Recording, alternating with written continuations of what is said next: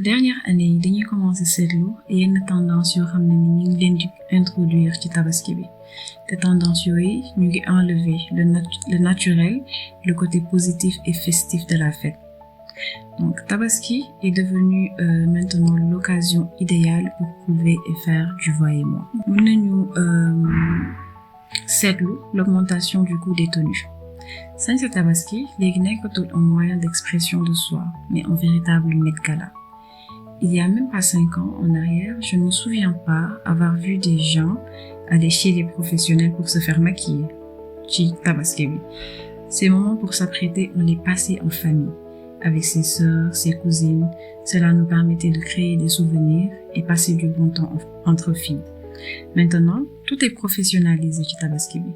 Beaucoup de femmes vont de plus en plus se faire maquiller lors des fêtes chez les professionnels. De même que pour les photos. Léegi bu la photographe professionnel photowul day mel ni photo woo. Est-ce que yéen a ngi seetlu ni superficiel bi commencer di prendre le dessus ci fête bi. On peut dire de même pour les coiffures yi nga xam ne ni prix yi léegi ñu ngi rapproché wu de plus en plus ci prix tenue yi. Wala sax même moo koy ëpp. Parce que pour certaines femmes, il est hors de question de porter la perruque bi nga xam ne ni moom lañ soloon tabaski ba le passé. Duñu sol benn perruque de tabaski d'affilée. Wala perruque bu ñu soloon korité ñu solaat ko tabaski. Certaines vont même jusqu'à faire des pré-shootings pour la tabaski. On voit ici clairement que les réseaux sociaux sont plus importants que le moment présent. Parce que pour ces gens-là, le plus important, c'est que mooy nit ñi gis seen tenue yi, nit ñi valider leen, le besoin de prouver encore une fois. Donc, loolu boo ko multiplier pendant 3 jours, parce qu'il faut préciser que tabaski léegi nit ñi dañuy apprêter pendant 3 jours, dina jege ce prix loyer. Donc tabaski non seulement Met Gala la, mais un Met Gala de 3 jours. Voilà. On lañ seetlu également concurrence bi. Donc la concurrence commence à faire disparaître le côté fun de la fête. Léegi pour nit ñi, juste pour ne pas qu'on leur vole la vedette, dañuy préférer garder seen tenue 3 jours wala 4 jours après la fête. D'habitude loolu sax jigéen ñi ñoo ko doon def mais léegi dañuy seetlu que ni góor ñi aussi ñu ngi koy commencer di def maanaam xaarante bi. Donc les gens n'ont plus envie de partager les spotlights en fait. Et c'est très bizarre. Et ça, c'est très bizarre. Donc, loolu moom, c'est à cause des réseaux sociaux. Tout le monde a envie de poster la meilleure photo, la meilleure tenue, le meilleur buffet, le plus beau décor, sur ce qui était censé être un moment de partage et d'amour. Ce besoin de prouver nous poussait certains à louer des apparts, des hôtels, juste pour se prendre en photo. Wala ab kër. Parce qu'ils estiment que leur maison ne rendra pas bien sur les réseaux. Et ça, par contre, c'est triste. C'est triste.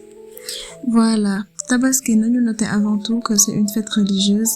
Certes, lekk bi ak naan bi ci la bokk, mais la spiritualité l'emporte sur le matériel. Il s'agit de sacrifice, de charité, mais aussi de gratitude.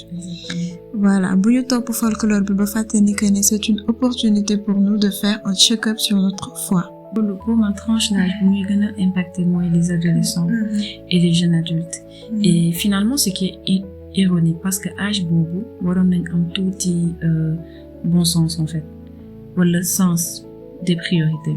Mais au contraire, dañuy endetté wu di ab yére, ab téléphone, ñaan, claquer toutes nos économies dans cette fête. Et pour les mauvaises raisons en plus. C'est-à-dire le besoin de prouver et de chercher la validation. Donc, faisons très attention à ne pas faire entrer ces futilités dans la tête des enfants. Parce que lépp foofu lay commencer. C'est important ñu jàngal leen que tabaski du sañse ak photo kese. Tu peux t'amuser, avoir une bonne fête tout en restant authentique et sans te casser la tête. Ce qu'ils voient à cet âge, dañ koy internaliser, bu ñu màggee ñu normaliser ko. Donc, man personnellement, je parle pour mon cas personnel, je suis contre même le fait que ñu sonal xale yi ci yenn sañse yu ëpp yi. mën na rafet en fait simple ba pare mignon sans que xale bi sonn si nga koy traîner de gauche à droite ci naaj bu tàng bi dans les marchés ak nu mu xatee juste pour que voilà mu am yére bi xew wala dàll bi xew wala nga teg ko ci salon yi pendant presque 8 heures de temps du lekk bu correct du naan bu correct coono kese la ci jëlee te âge boobu mën na formater cerveau mu yaakaar ne il faut souffrir pour être belle en fait ce qui est finalement un mensonge parce que beauté et souffrance ne vont même pas ensemble. Voilà parents yi ñoom ñoo war a joxe le bon exemple parce que yow ni ngay gérer fête bi sa doom yi buñ màggee ils seront plus susceptibles de gérer la fête de cette même manière. Du coup yow defal tout ba jàngal sa doom ñoom ñu doylu jàngal leen que ne ils doivent se contenter de ce qu'ils ont te bañ na dugal seen bopp yenn xeetu compétition yi nii ak yenn xeetu futilité yi. Donc et malheureusement superficialité bi affecté wu tabaski bi kese et déjà on est dans un pays pauvre avec pas beaucoup d'opportunités pour les jeunes donc bu ñu naree nekk di sombrer dans le cercle vicieux des futilités quand dañuy changer les choses en fait.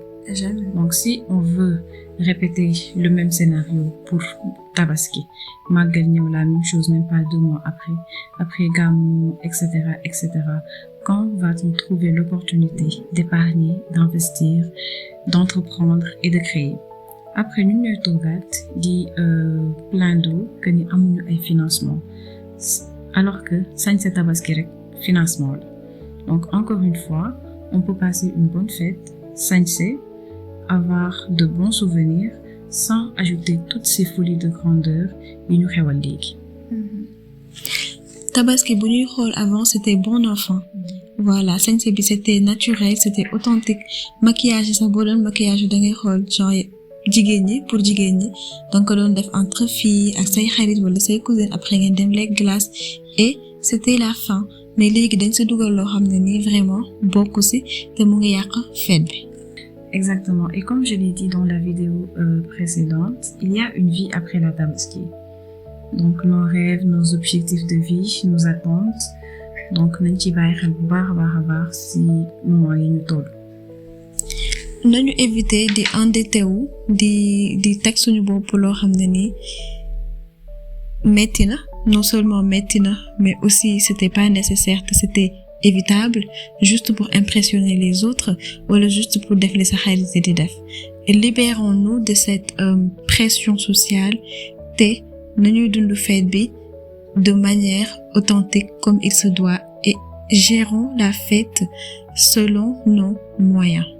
Aussi ñu bàyyi xel que ni réseaux sociaux ce n'est pas forcément la vraie vie et que ñun ñëpp bokkuñu budget des fois léegi da ngay gis clairement ay buffet ci tabaski bi alors qu'avant c'était juste des repas simples en famille et tout mais léegi am na ñoo xam ne ni dañuy dem bay def ay buffet ci tabaski bi il faut savoir aussi il faut que loolu aussi nga seetaan leen mais nga comprendre que ni ñoo que ce n'est pas une normalité ñoom mën nañ ko am nañ ko def nañ ko yow amoo ko defoo ko ce n'est pas grave nga seetaan mais nga mettre une distance entre yow ak loolu aussi nga appliquer ko ci sañse yi ci perruque yi ci maquillage yi parce que léegi moom mën naa ni après teewu tabaski c'est une blinde en fait. Du coup voilà parfois di ngeen nekk ci réseau yi pendant les fêtes di ngeen gis ñoo xam ne ni dinañ sol ba plus de 3 tenues. Ne paniquez pas, ne vous en faites pas et ne vous comparez pas à ces gens. ñooñu peut-être dañ ko am.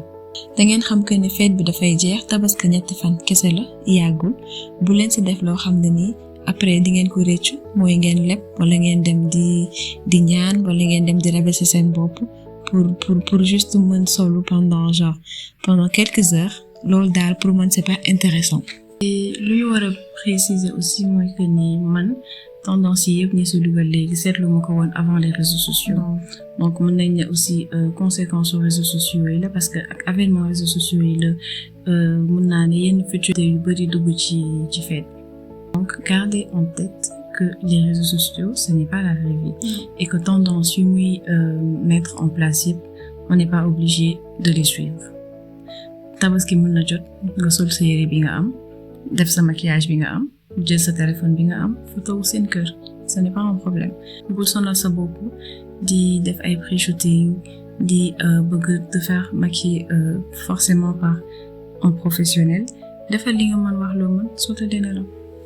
Voilà, et cette vidéo s'adresse aux gens qui n'ont vraiment pas les moyens. Si vous avez les moyens de faire ça, ñun terewuñ kenn nga sañ sa terewuñ kenn nga solo, vous vivez comme vous voulez. Voilà, nous ne sommes personne pour vous dire comment gérer votre argent et votre vie. Et cette vidéo s'adresse aux gens qui s'imposent ces obligations entre guillemets. Vous n'êtes pas obligé de faire ça. Vous n'êtes pas obligé de vivre comme les autres. Voilà, et c'est juste une vidéo pour conscientiser. Parce que, tendance yu bari mën nañ ko gis, mais seen bopp duñu mën a def classement yi, duñu mën a xam ne lii de diw mu ngi koy def, mais man awma ko mënuma ko def. Dañ naan lii de diw mu ngi koy def, ñëpp ñu ngi koy def, man il faut ma def ko. Donc on est là pour casser ce mythe en fait.